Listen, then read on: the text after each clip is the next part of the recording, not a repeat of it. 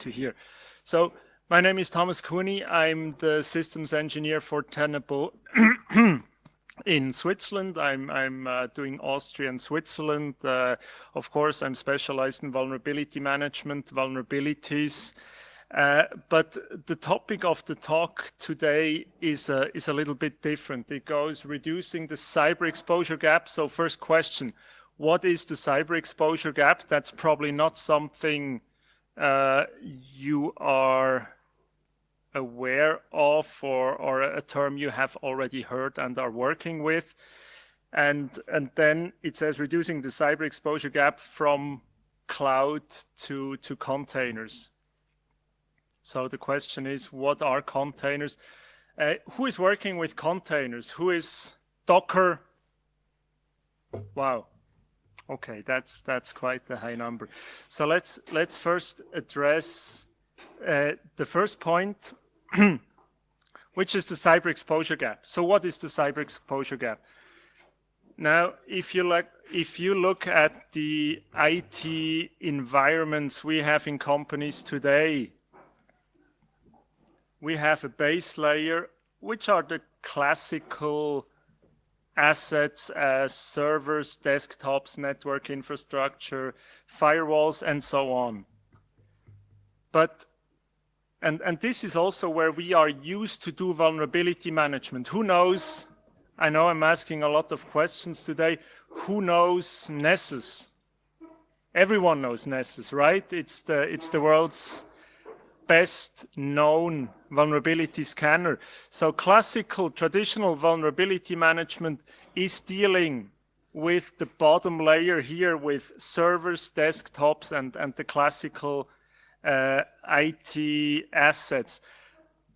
But the world today is different, right? We don't have only that base layer. We have web applications, we have virtual machines which proliferate into the cloud, mobile devices, people bringing their own devices to work, laptops that are in the company elsewhere, and that's not where it stops. I mean, we manage vulnerability management for web apps, for virtual machines pretty well these days. So we can say that's okay. However, there is even a step which goes above and beyond that. So many assets today are in the cloud, and that's where container and DevOps come into play. So how do you manage vulnerabilities in containers? Containers have an average life of like 2 days. Some of them only a couple of minutes or a couple of hours. You're not going to patch. You're not going to do patching on containers. So that's a whole new world you need to deal with when speaking about vulnerability management. And then just to complete the picture, even that is not the entire story. Today we have IoT, we have enterprise IoT, webcams, closing systems, but also industrial IoT, ICS, SCADA, and so on. The focus of today will be the container part, but this is really the whole picture we have to deal with in vulnerability management today. Vulnerability management today is no longer just your Windows desktop and your Linux servers. It's this whole thing here. And that's where the cyber exposure, or what we call the cyber exposure gap, comes in. The cyber exposure gap is basically the difference between what you have in your environment, or what you think you have, and what you actually have. And especially with regards to containers, that gap is very, very real, because the security people in your company might not be aware that DevOps are rolling out things in production every couple of hours. So they might think they have just the bottom layer, when in reality all the red parts are present as well.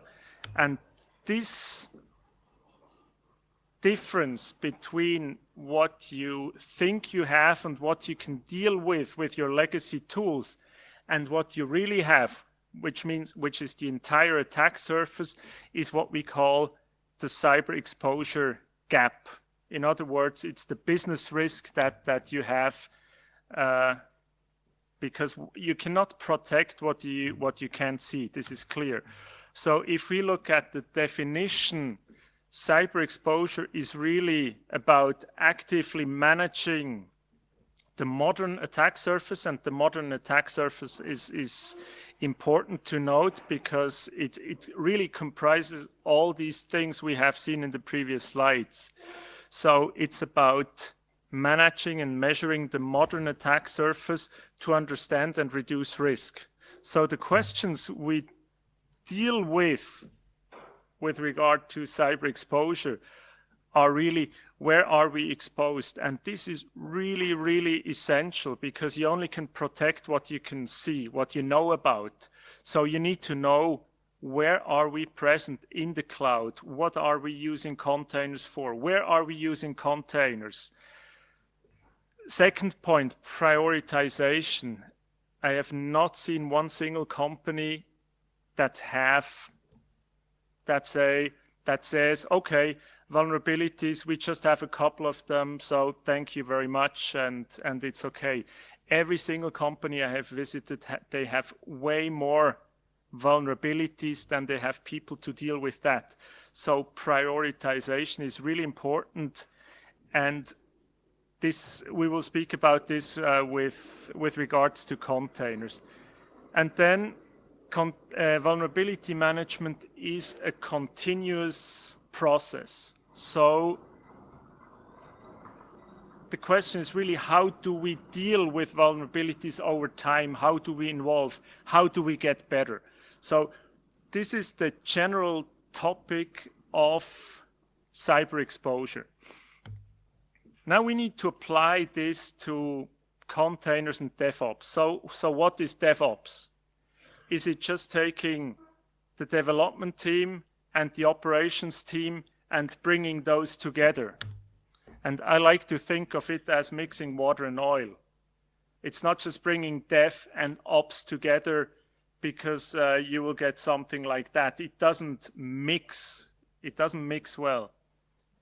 DevOps is more like bringing down the barriers between these three areas: development, quality assurance, operations, to put the right tools in place such as that the interaction between those three areas is really smooth and has no boundaries. And it's also about putting the right processes in place. So if you look at it from another way, whereas years ago, some of you might still remember that software design was really about the design phase, then a very, very long coding phase, which could be months before that thing that was created was tested and deployed. It then went to agile development, where there was still a design phase, a little bit of coding, immediate testing, a little bit of coding, immediate testing before it was deployed. DevOps is really a continuous movement of coding, testing, deploying. If you look at Amazon, they deploy changes into production every 11 minutes. So speaking about continuous development, that's really what it is, every 11 minutes. And if you have a process like you see here at the bottom, of course, there cannot, it must really be seamless, and the process and the tools must work such that these processes are really possible. And of course, that's where security comes in, because if I speak about seamless and processes, security and also vulnerability management must be part of this continuous process, which you see here at the bottom. Or in other words, if you have development where you create software, you verify, you package it to be released to the operations team in a seamless way. which then monitors the operation. Security must fit in here. So if we look at the verify part, of course, verify in this context, in the development context, means the software must work, you must get rid of bugs.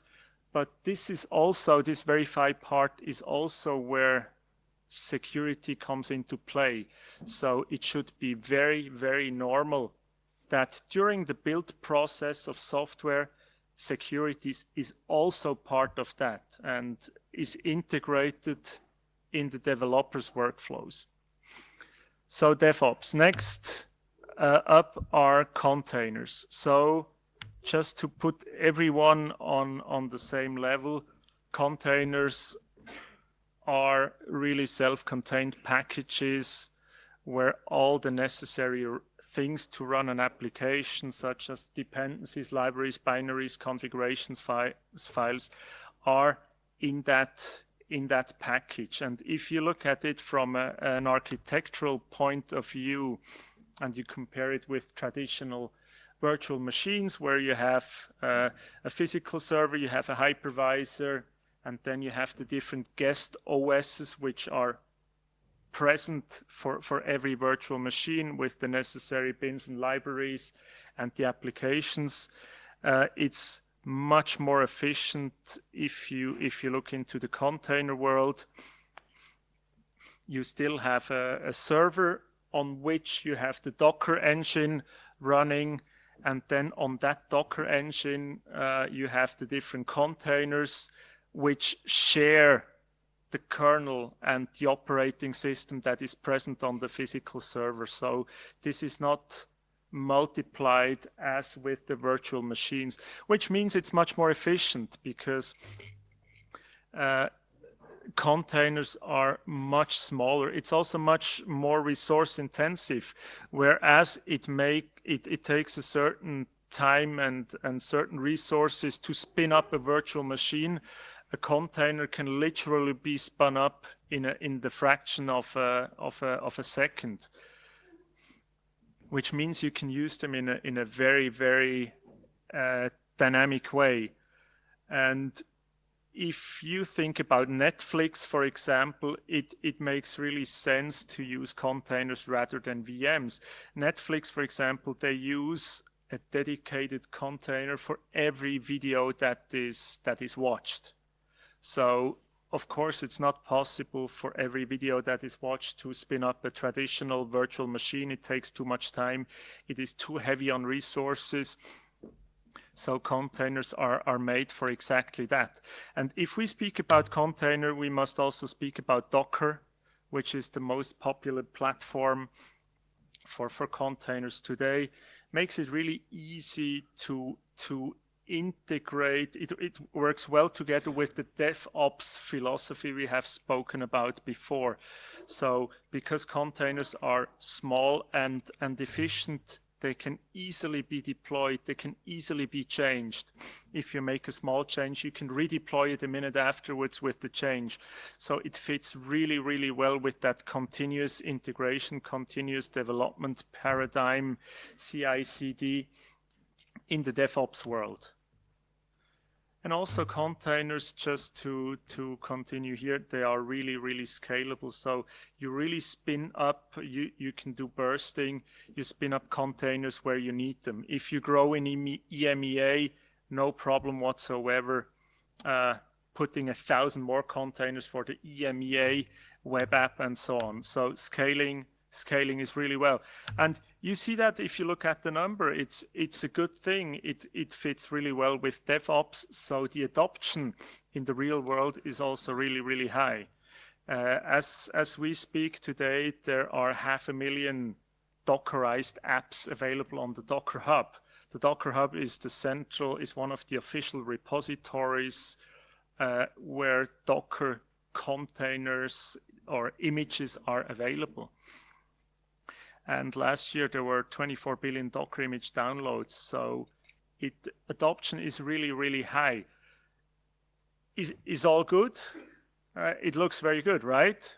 No, not all is good, because if we start to look at security now, we see that only around 20% of companies which use containers in production actually do some scanning, which means 80% of them just take the images and deploy them without any testing. So they do not really know what is in their container images. Sorry.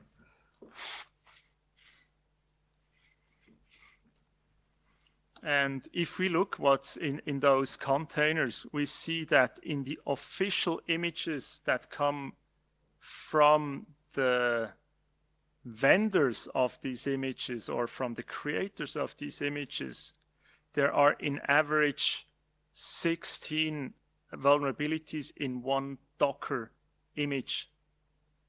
And if you take into account that it's very easy to publish your own images, so if I take the official image for Alpine Linux, I make a couple of changes, I install a couple of packages, and I republish that. If I look at the community images, I see there's almost, well, there are more than 50 vulnerabilities per image in what's available in the registries today, and that's quite massive. We have also looked at images. We have scanned images that were used by some of our customers, and we have found that the general security score for their container images is really, really bad. So American, it would be grade F, which is the lowest grade available. So we have a very high adoption rate because it makes sense, because it integrates well with DevOps. On the other side, developers are not really known to care too much about security. So something needs to be done in order to rectify that situation. So first question is, do we need to change? Of course we need to change. Already due to the fact that containers are so short-lived compared to a traditional VM, a virtual machine which lasts in average 15 days, we are down to an average of 2 days with containers, and that is getting even shorter. So in many instances, for example, I mentioned Netflix before, the container only lives while you watch the video. So there we speak about minutes or hours maximum where a container lives. And it means that we necessarily have to change the way we think about security, because containers are not made to be remotely managed. Nobody is going to patch a container if it lives only such a short time. So we absolutely need to change. Problems are the short lifespan. I have mentioned that before. A container does not necessarily have an IP address. It's not remotely manageable. So we cannot just take a Nessus scanner and do some remote external scanning of those running containers. We need to do something else. And then remediation is not going to be done via patching.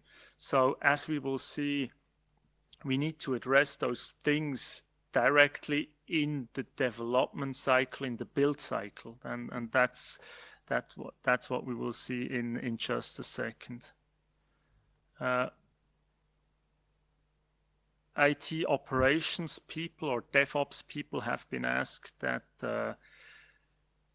they think if they think that security slows them down, and of course, developers and operations and security doesn't go well together, and that's why we need to bring down the boundaries, especially between security and development and operations, to create a smooth process such that everything works nicely. And I quite like that picture here. So DevOps is really, really something nice. You can do great things with DevOps, and this is really the future. But then the security guys, they have to clean up all the crap that comes out if you look at it from a security perspective. So vulnerability management and reducing vulnerability in container images and so on only works if security is part of the development and build cycle. That's really the essential point here. So something needs to change. We are now sure about that. It's not really the question whether we need to change, but we need to change. So what could be the attack points? Where could we attack that problem? So first we need to understand the build process and how containers are managed. So containers are a dynamic thing. Containers are the things which are used in production. They are based on container images. Images are what is built by the developers. Images are a static thing. So they are created and they are available to be deployed as dynamic containers in production.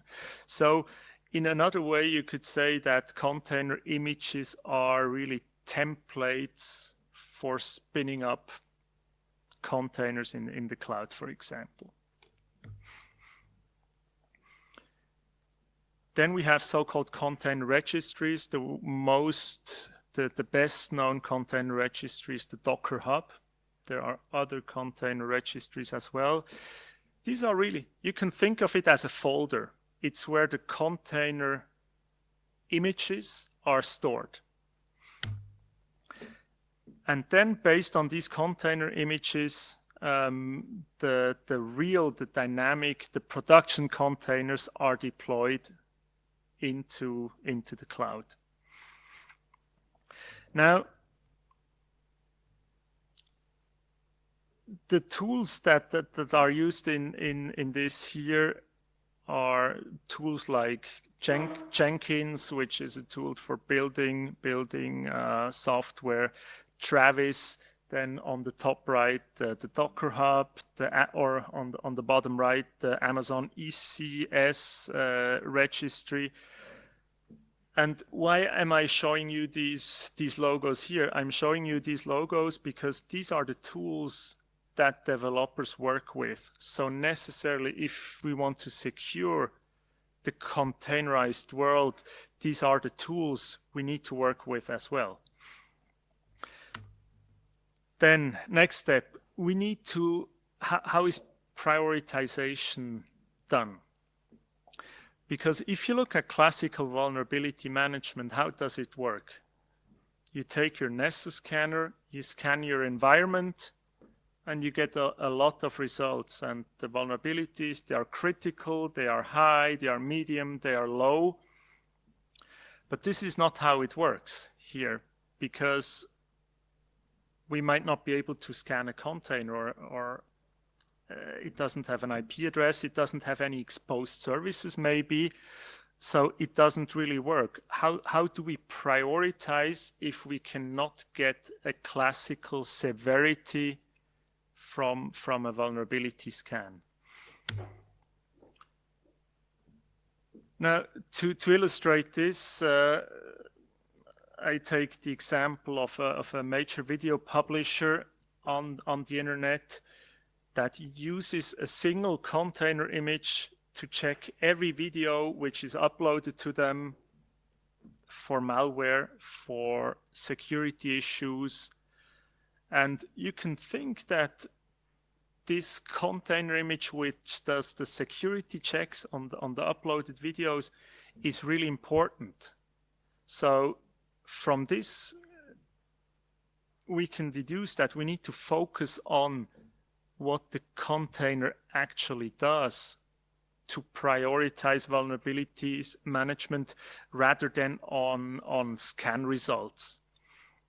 So the important thing here is look at the function of the container, and this will give you very, very strong indications of the prioritization of vulnerability management. Then before getting to the solution, here we have a recipe. I think it's might be for pizza dough. There's flour, there's salt. So this is what I think, if I look at a recipe, this corresponds to a container image. So the container image, so to say, on which the production containers are built, it's like the recipe on how to build the container. And if we know the recipe, we want to make sure that the recipe is good before we build thousands or 10,000s of containers. So before we make a lot of pizzas in this case, we want to be sure that this is a really, really good recipe.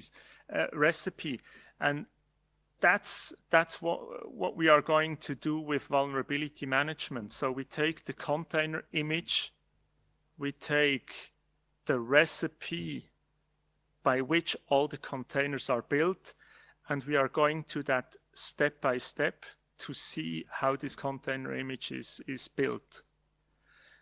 And if we have done that test and we know that the recipe is good, then we can deploy that container into production at 1,000 times, at 10,000 times.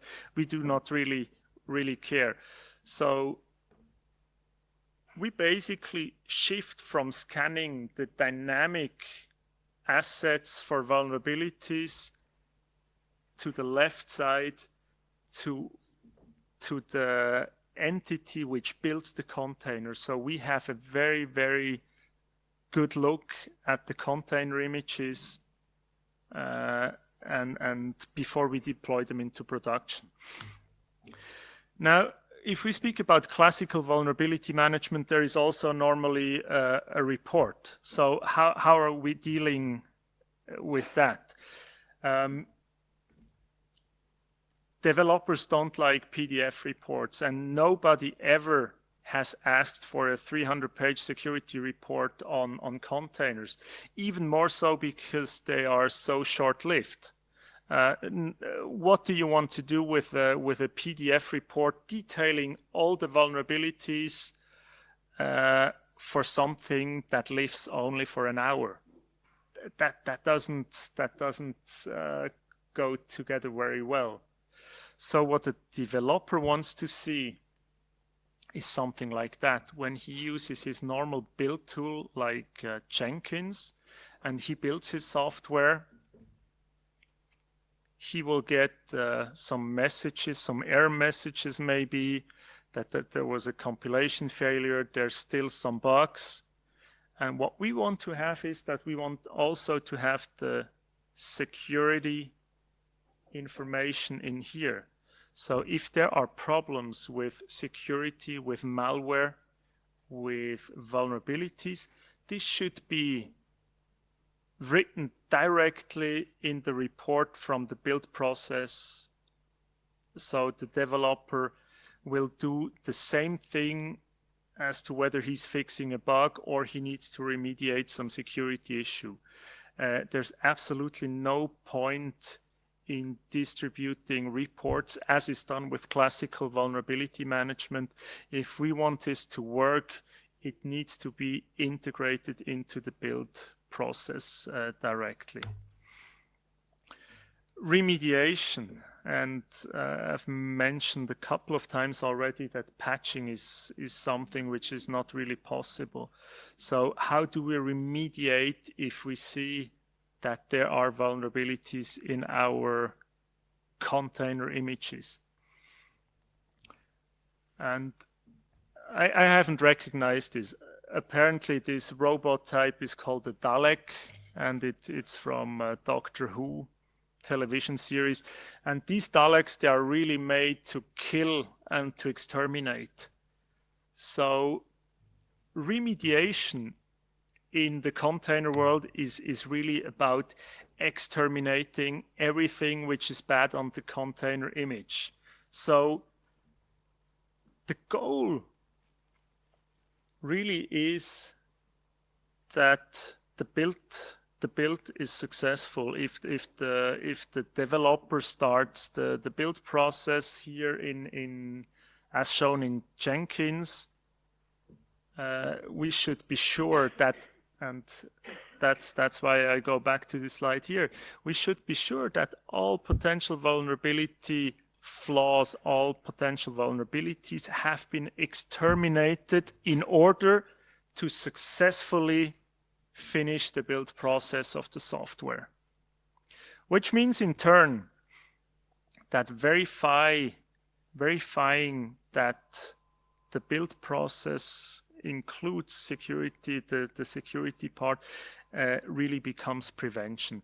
If we look at that from an architectural point of view, it means that the developer uses his tools for source control, Git being very strong in that domain, of course. They use their own build tools. I've mentioned Jenkins, Travis, there are others as well. And then the central point becomes the registry, or becomes one of the registries. And we have created a container image registry where we do very sophisticated vulnerability management and security checks. So whatever is uploaded to our container registry is checked for vulnerabilities, for malware. It can be checked against compliance, whether compliance against industry standards or compliance against your own baseline that you have. And this can be monitored continuously from that. Then that registry is really the central point, because we build container images and publish them into that registry. And if we look at the operations side, operations, the orchestration tools like Kubernetes, like Swarm, like Docker Swarm, they access this registry to pull container images to deploy the production containers. So the registry is really one of the central points, and it's the point where we have decided to implement security. So if we look at sample use cases, how could it look like?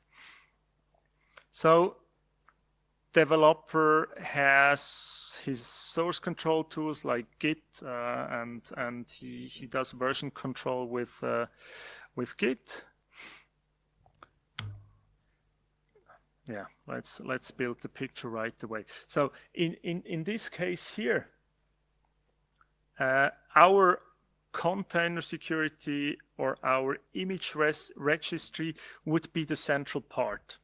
So the developer works with his tools, works with Jenkins, and builds his software directly into the Tenable IO container registry, where we do all the necessary checks, as I have mentioned, malware vulnerabilities, and so on.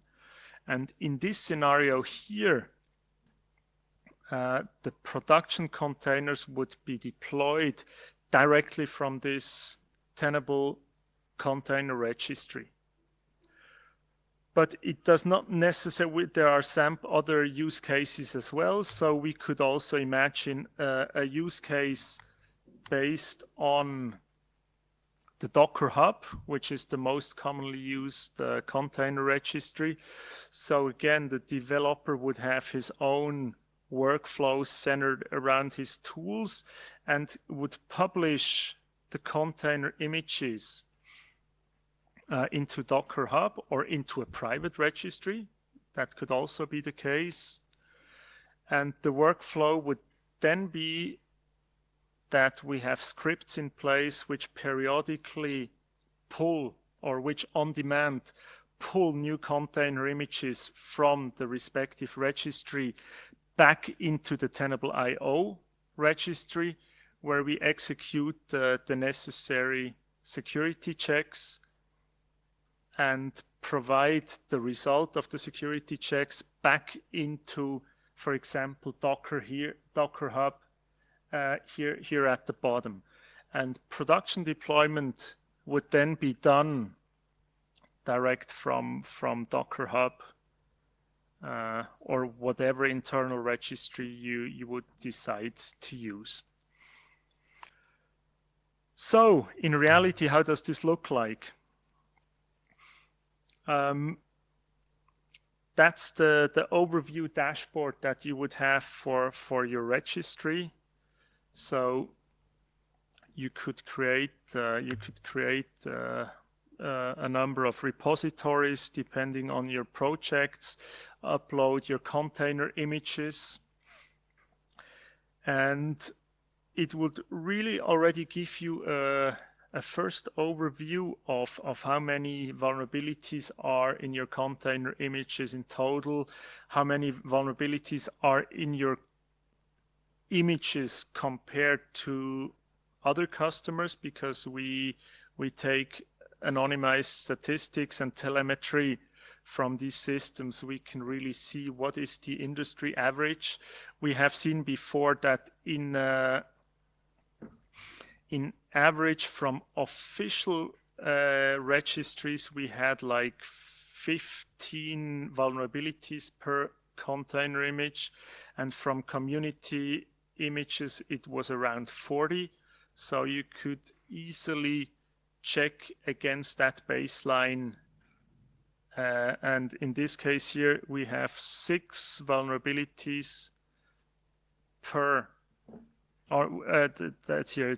Here we have 1 vulnerability per image, which is extremely low. So you can do a comparison against the baseline, and if you bring that information together with how important a container is for your software, for your web application, you can start to do prioritization based on the data that you get here from the registry. And if you know a little bit about, I mean, these are just statistical data, and which help you see how you compare against your peers, how you evolve over time.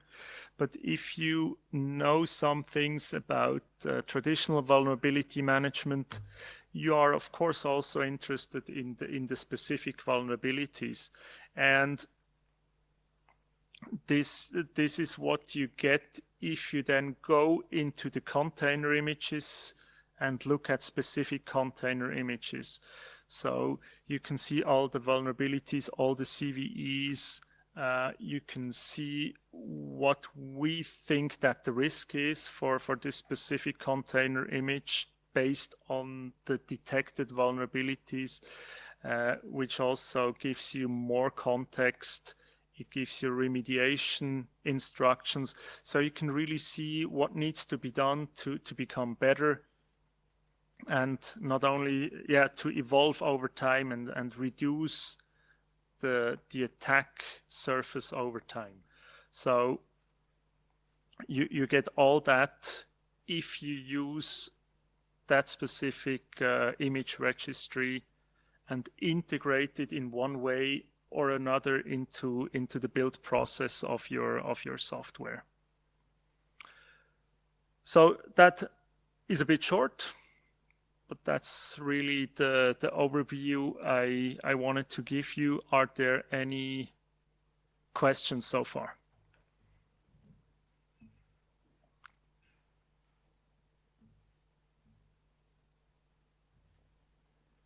Yes? A couple of questions actually. Uh-huh. So from an observation point of view, you're talking about... Do you rather have a mic, sir? I should have eaten more pasta to be like... Yeah, is this better? Yeah. So I have an observation and a couple of questions. My observation is you started a topic as vulnerability management in containers. And I think a big chunk that is missing, because I mean, I understand you're positioning the Tenable product, but it's still looking at it from a traditional scan of a static set of files. A big chunk that is missing is the code that the developer has written and security scanning of that code. So there are tools obviously which are out there, but they do that. And I think from a holistic picture point of view, integrating those tools in things like Git before pre-commit, etc., whenever you want to do in the process is important. From a question point of view, I assume Tenable.io is a web-based service.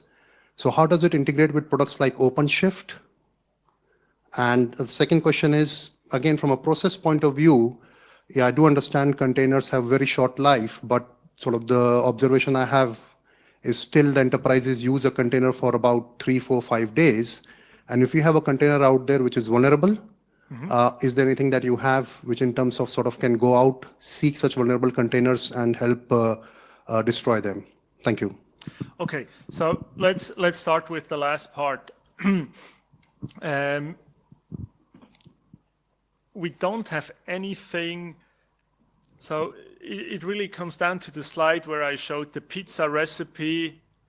So we want to make sure that containers are not vulnerable before we deploy them into the cloud. So that is our philosophy that we follow for the moment. And the answer really is no. At the moment, we don't have any tools which dynamically analyze deployed containers and destroy them if necessary. This is on the roadmap, however. So that's the first part. That's the static analysis of the container images, and dynamic runtime container analysis is something we speak about maybe in 6 months time frame or so. And then, of course, you are right.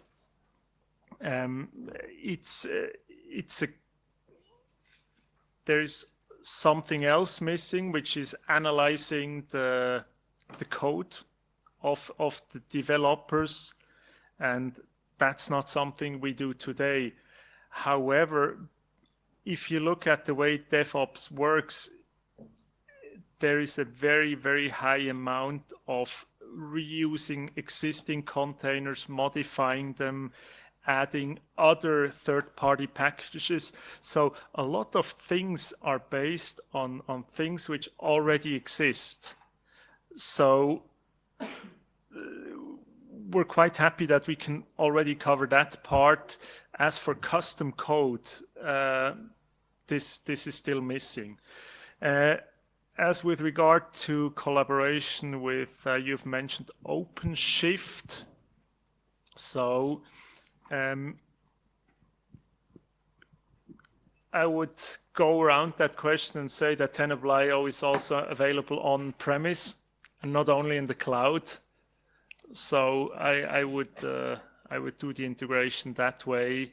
As for the cloud, we would need to. Maybe you can come over and we can have a look at the strategies we could use there, but I would do that on premise. So.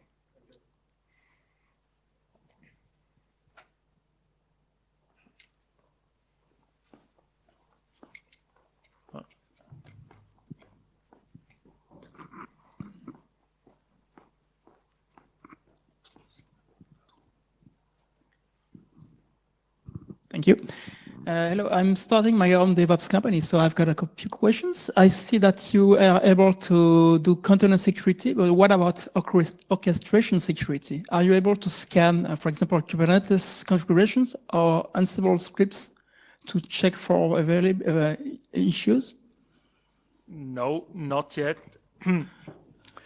We can do some compliance scanning to see that Kubernetes is really correctly configured and so on. So we can do that against industry standards, but really look at the content of the scripts and that's something we're working. So to be very honest, that's something quite new, and it's highly dynamic. So it's in development, and it's one of the things we are looking at. But what you have as we speak today is more like the static analysis of the container images and the registry functionality here. So maybe next year. That'd be great.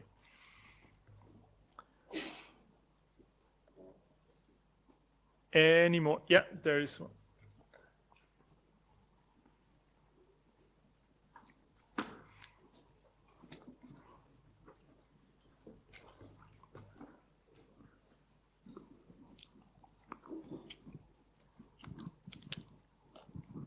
Thank you. I'm not very well aware of the functionality in, for example, Docker Trusted Registry, but you have something like Docker security scanning. Can you compare your tool to that? So, absolutely. So, for one thing, we are really the vulnerability management company. So we have research teams, we have a very short turnaround time on new vulnerabilities to integrate them into our solutions. We have large teams which do that. So one of the advantages is that you have really excellent quality raw data about the vulnerabilities we are looking for in the product. And then also, if we speak about products, container security is just one module of our larger vulnerability management solution. So this means that there is container security, which we have spoken about exclusively today, but there is also web application scanning, there is traditional vulnerability scanning, there is compliance scanning, all in the same thing. So our solution gives you a much broader view of what's going on, not only with regard to containers, but also with regard to the web applications that are public facing, which might use those containers. Also with regard to vulnerabilities about the hosts where Docker is running on. Also about the compliance, how well is Docker configured according to CIS standards, for example. So you have one single tool which gives you visibility about the host, about the containers, about the web application itself, all in a single user interface. So it gives you so to answer your question, it gives you a much broader view, not only for containers, but really for the whole gamut of assets. Plus, I think we are really, really strong on vulnerability data and giving you context about these vulnerabilities, on how to remediate them, on how to prioritize them, on giving additional technical and threat intelligence context on these.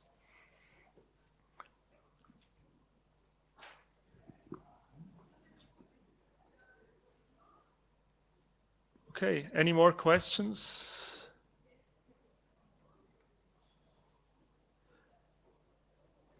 Doesn't seem the case, so thank you very much. Enjoy the rest of the conference. Enjoy the capture the flag for those who do, and see you around.